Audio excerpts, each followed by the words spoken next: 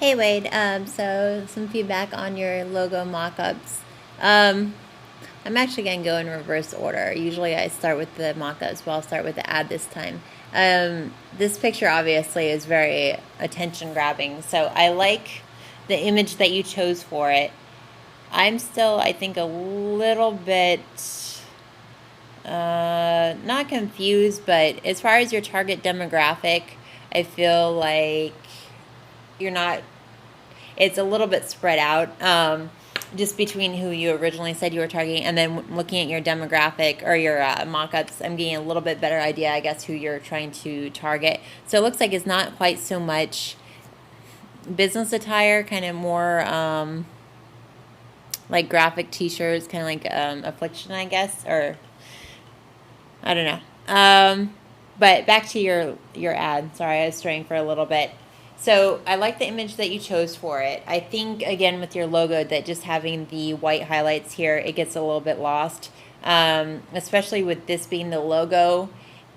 It's not very strong on its own. Like, it works well with the image, with the ad. Like, it's a cool asset to the ad itself, but it doesn't feel like a logo. Like, if I looked at this would not be memorable to me. I would look at the ad and I would remember this guy because, I'm drawn to his eyes and to his face and everything, but I wouldn't even hardly notice that the logo was there. It would just kind of be like accompanying the overall design of it. So I think that the logo itself, as I kind of stated before, it needs to be stronger with the imagery and everything. The type, I think, works well. This definitely fits with what you're trying to go for. This type and this type are a little bit conflicting, which I already said in the phase 3 thing. And you want to watch out for it. It seems like there's a little bit too much spacing here, so maybe bring this a little bit closer together. As far as the layout for the ad, it's actually not bad. I like the layout of it. I think it has a really good composition. So I think overall you did a nice job on the ad, except for, the things that I mentioned is the logo doesn't really, it's not very attention grabbing or, I wouldn't remember the logo from the ad itself. With the purple here, I like that you made these a little bit cohesive so that, you want to repeat certain colors and everything in your design so that when you create the identity for the company, you always want to send the same message with the same colors, same basic style and everything. So between these two things, you use the same color palette and same basic style and everything. So these go well together. These are cohesive. As far as the ad goes, since you didn't integrate a lot of the purple or any of the purple into the ad, then you want to kind of tie all these things together. So it's fine that it's black. It's not like you used a completely different color palette, but I'd like to see these integrated a little bit more. With the hang tag, see that you have it's like a purple to very, very light, almost pink gradient. So I don't know how much that fits your demographic. It might be a little bit too, I don't want to say emo, but purple's kind of a little bit feminine. So be careful, again, with who you're targeting for your target market. Not all guys are big on light purple and the pink. With the backside of it, with this part here, you got to watch out for, sometimes you can't really do anything with that barcode. Otherwise, they won't be able to scan it. I was looking at zoomed way in to try and figure out what that was. I don't know if it's sushi with little fish eggs in it, maybe, which would kind of make sense with the whole Japanese thing, but I'm not sure if that's what you were going for. But again, just for the mechanics of it and functionality of it, you got to make sure that they're able to scan that barcode. But I am curious to know if that is actually sushi or what that is. With the business card, I don't mind this layout. I like the back of it or the front, whichever you want to consider it.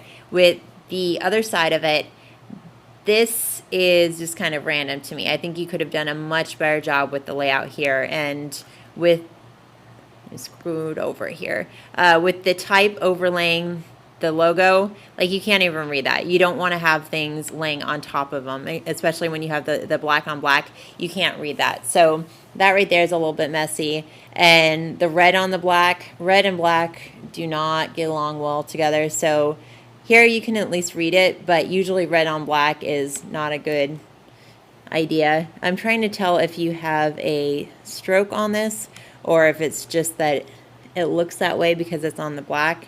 Either way, you can kind of see how it's creating that weird illusion where it looks like it has a stroke around it. As far as the layout, when you have large information like that, you want to group it so that you have, you know, pertinent information or related information that's grouped together. So you'd want the address and the phone number and everything grouped nicely together, the owner's name or whatever grouped together, things like that. So you don't want to have everything evenly spaced and taking up the whole space, because then people look at this and they're not even going to want to read this because it just seems like a lot of information. So when you break things up into groups, it makes it a lot easier for people to digest the information and kind of like search through it and find the information that they're looking for a lot quicker. As far as your mock-ups, sorry, scoot over here. As far as your mock-ups go, I would like to have seen a little bit more photorealism, you know, since you could use Photoshop for this, actually making the logo look more like it was on the shirt. So for something like this, to me, it looks like you just took it into Photoshop and plastered the logo on top of it. You know, you could have done some layer styles or some blending modes or something to make it look like it's on the shirt itself. You know, gone in, and you wouldn't want to have the name of the company so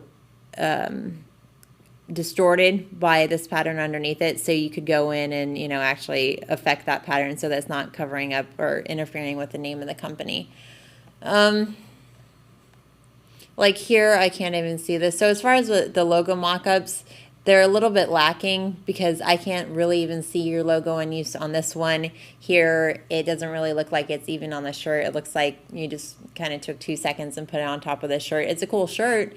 I can get an idea now for, I guess, what the company would be selling, but it's not really believable. So if you were selling these mock-ups to the client to try and, you know, sell them the logo idea, I don't know if they'd really be sold on this, and this would absolutely do nothing for them because you can't even see it there. And, you know, this kind of shows where it would be placed on the shirt. You know, it's a good reference for the placement of it, but it's not really going to sell the logo. Same with down here. So I would like to have seen a little bit more with your mock-ups on the clothing itself. Again, these parts aren't bad, but keep the continuity and the cohesiveness between all of these. And those are the main things. So